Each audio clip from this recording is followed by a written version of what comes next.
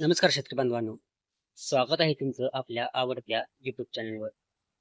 शेतकरी मित्रांनो, पारंपरिक शेती करता करता अनेकदा आपल्याला निसर्गाच्या लहरीपणाचा फटका बसतो. कधी दुष्काळ तर कधी अतिवृष्टी.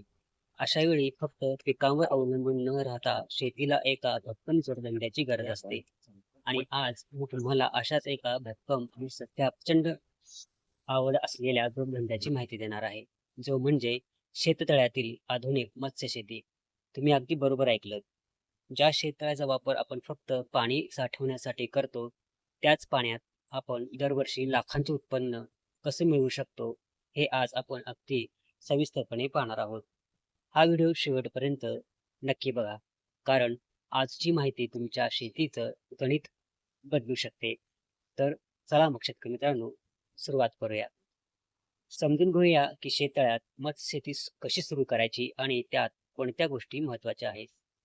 शेततळ्याची तयारी आणि पाण्याचं व्यवस्थापन. मित्रांनो, मत्स्यशेतीसाठी वेगळी जमीन खर्च करायची गरज नाही.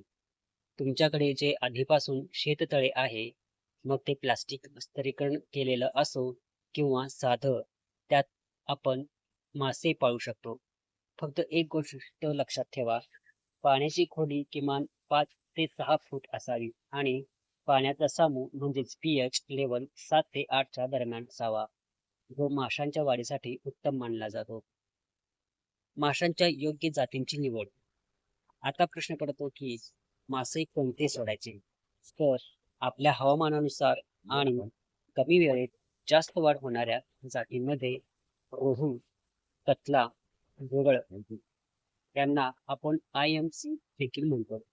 तसेच पंगायसिस आणि तिलापिया या जाती खूप लोकप्रिय आहेत.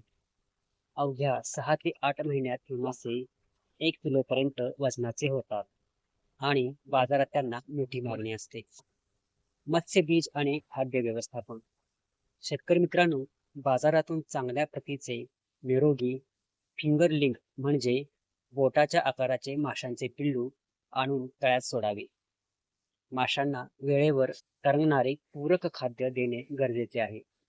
जितके चांगले खाद्य तितकी माशांची वाढ जलद होते. कमी खर्च आणि जास्त नफा. आता वळूयात सर्वात महत्वाच्या मुद्द्याकडे, तो म्हणजे खर्च आणि नफा.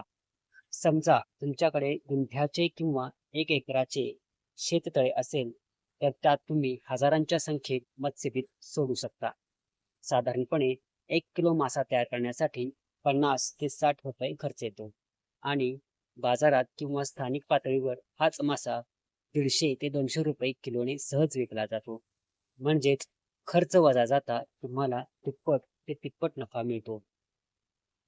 याचबरोबर शासनाच्या विविध योजना शेतकऱ्यासाठी यासाठी ज्या आहेत त्या अंमलात आणल्या जातात. सरकार सुद्धा मत्स्यशेतीला प्रोत्साहन देत आहे.